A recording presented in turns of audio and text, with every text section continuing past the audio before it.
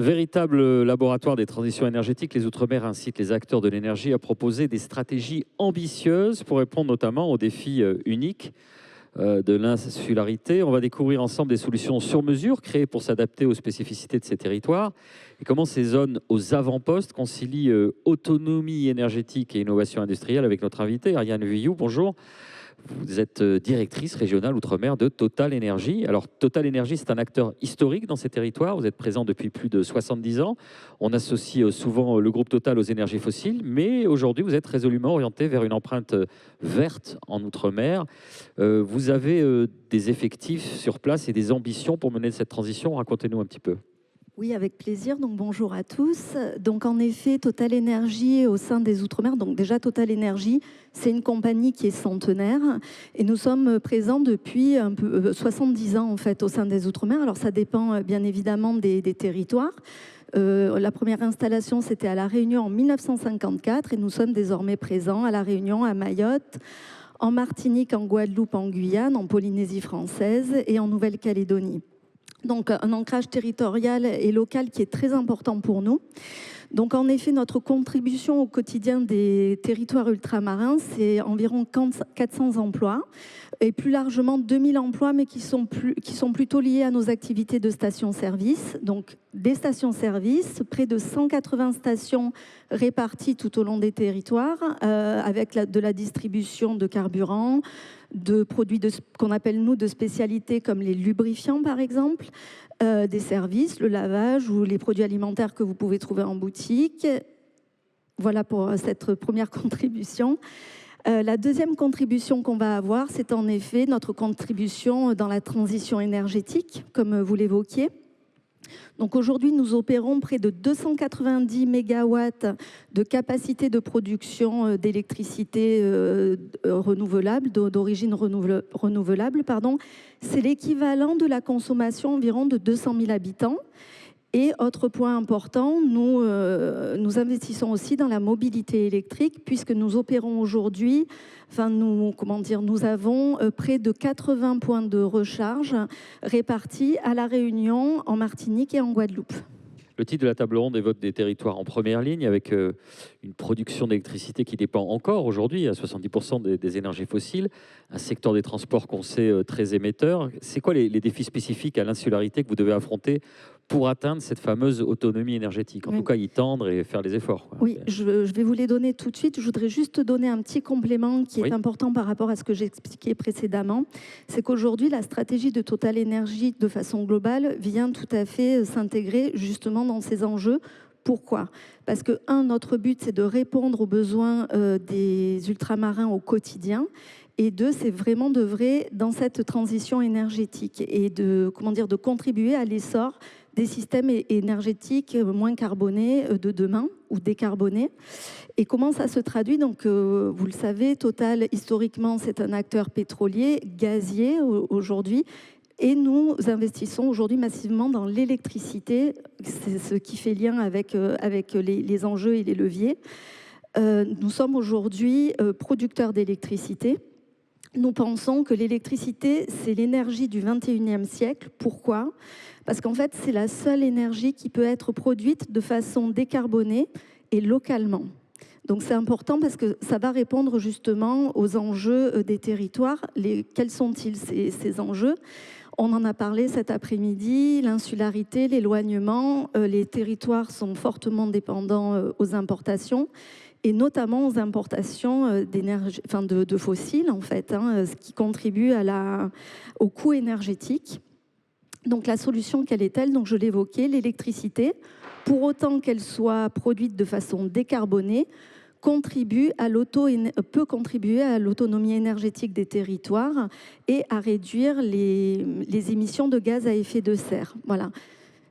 Juste pour compléter très rapidement, il faut noter qu'environ 41% des gaz à effet de serre des émissions sont dues au transport dans les territoires, c'est une moyenne, et 39% à la production d'énergie. Quand on parle du mix énergétique, à l'exception de la Guyane et de la Réunion, c'est plus de 70% de l'électricité qui est produite à partir de fossiles aujourd'hui. Donc la solution et les leviers potentiellement, c'est la production d'électricité décarbonée de façon locale.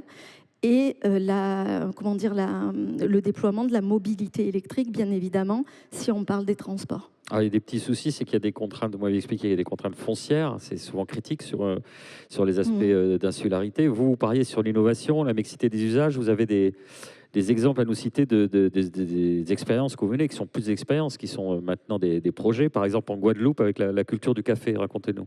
Oui, tout à fait. Donc, en effet, ce projet en Guadeloupe, pardon, c'est un très beau projet. C'est un partenariat que nous avons avec la société Frères Cholette. Donc, c'est un torréfacteur qui est installé depuis 1860 et qui souhaite développer ou développer à nouveau un café qui s'appelle le... J'ai oublié le nom, veuillez m'excuser. Oui, mais c'est le nom que je cherche, c'est le... Comment ? Le bonifieur, merci, tout à fait. Il y a des connaisseurs, c'est bien. Il y a des connaisseurs dans la salle. On renoue avec une Merci tradition locale et en même temps, on fait l'énergie. Comment ça se passe? Exactement. Et donc, en fait, c'est vraiment... on va développer un projet, ce qu'on appelle l'agrivoltaïsme. Donc, c'est vraiment une coactivité entre la production agricole et la production d'énergie d'électricité d'origine renouvelable. Donc on va venir protéger les plants de café en fait des intempéries et du soleil parce que pour se développer, ils ont besoin d'ombre et par ailleurs, les agriculteurs vont recevoir un revenu complémentaire au travers de la production d'électricité. Cette protection, c'est des panneaux solaires. Tout à fait. Vous avez un autre projet, là encore, qui est lié à ce manque de foncier. C'est du solaire flottant en Polynésie. Voilà, donc là, on parle plutôt d'innovation. C'est un prototype qu'on a. Alors, c'est un projet collectif. Nous travaillons là-dessus avec le CRIOB, qui est une antenne de l'Université de Perpignan et du CNRS. Et en effet, là, l'idée, c'est de pallier au foncier, qui est une des problèmes, on va dire des enjeux de la Polynésie. Donc, ce sont quatre unités en fait qui sont déposées dans le lagon de Rayatea. Et l'idée, c'est de venir observer quel est l'impact, si possible positif, de ces panneaux en fait sur la biodiversité. En fait, le corail qui est en dessous est très sensible aux UV et à la luminosité. Et l'idée, c'est justement de voir comment est-ce qu'on peut concilier la production d'électricité et potentiellement la protection de la biodiversité.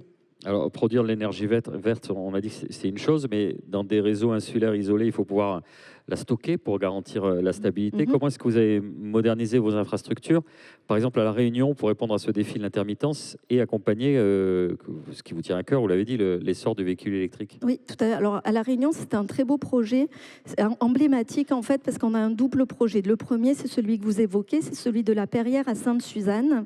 Donc, c'est un projet, c'est un site historique. C'est là où on a implanté des éoliennes il y a 20 ans déjà.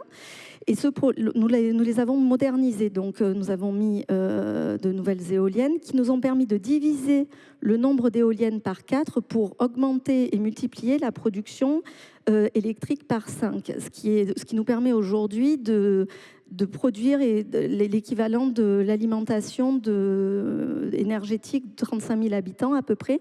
Et ce qui est intéressant dans ce projet, c'est qu'on y concilie de l'éolien, mais également du photovoltaïque, donc du solaire, et en effet des batteries, ce qui permet de pallier à l'intermittence en fait des énergies renouvelables. C'est une des limites. On ne peut produire de l'énergie que quand il y a du soleil en journée ou quand il y a du vent. Et le fait de stocker l'énergie nous permet de la distribuer dans le réseau à la demande. Et juste pour compléter très rapidement, ce qui est intéressant, c'est qu'en fait, on vient injecter l'énergie produite, l'électricité, au sein du réseau qui est donc partiellement décarboné.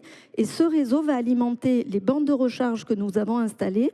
Nous avons installé 8 bandes de recharge haute puissance qui permettent aux conducteurs de véhicules électriques aujourd'hui de recharger leur véhicule en moins de 30 minutes. Et à La Réunion, c'est près de 70 points de charge que vous retrouvez sur la moitié du réseau et sur des parkings partenaires. Alors, on le voit, c'est des objectifs qui sont ambitieux, mais ça se heurte quand même à des réalités. C'est-à-dire que la massification, le passage à l'échelle, c'est un gap encore un peu lointain, du fait notamment que ces projets mettent 5 à 10 ans à chaque fois pour sortir de terre. Donc, c'est quoi finalement? On avait tout à l'heure, Madame la sénatrice, votre message aux décideurs publics pour que ça accélère, quoi. Comment on fait? Eh bien, justement, on a besoin de cadres réglementaires clairs et notamment, nous sommes en attente de la PPE 3 qui devrait être adaptée à chaque territoire. PPE, c'est quoi? Alors, planification pluriannuelle de l'énergie, veuillez m'excuser. En Non, non, effet, non, je vous en prie, mais ouais. donc en effet, c'est important parce que c'est ça qui va nous donner vraiment la direction, vers quoi on tend, quand est-ce qu'on le fait, etc. Et les entreprises, pour pouvoir planifier leurs investissements, ont besoin d'avoir une stratégie claire. Voilà. Là, vous le dites avec le sourire, mais vous mettez un petit coup de pression quand même, de dire. Mais parce qu'on est très motivés, encore une fois, c'est un travail collectif. On peut vraiment dire, là on parle de transition de manière générale, mais on peut parler de transition au pluriel avec toutes les problématiques qui sont évoquées aujourd'hui. Et chaque territoire a ses propres spécificités, etc. Donc, et comme vous disiez, les projets sont longs. C'est entre 8 et 12 ans pour développer les projets liés aux éoliennes. Pour du photovoltaïque, on est entre 5 et 7 ou 8 ans. C'est long. Donc, en effet, si on commence maintenant, on ira déjà au-delà de 2030. Merci beaucoup, Ariane. Merci à vous. On va prendre des questions dans le public sur l'énergie. Est-ce qu'il y a des questions? On est prêt à vous tendre un micro. Monsieur, tout en haut, on va vous donner un micro. Vous avez la parole. Bonsoir madame, bonsoir tout le monde. Oui, en fait, je pense qu'on a découvert du pétrole en Guyane. J'aimerais savoir, est-ce que vous allez faire partie ou pas de l'aventure? Alors, je vais vous faire une réponse construite, excusez-moi, je respire. Donc, nous, Total Energy, avons en effet effectué des recherches il y a quelques années en Guyane. Donc, de mémoire, c'était en 2017.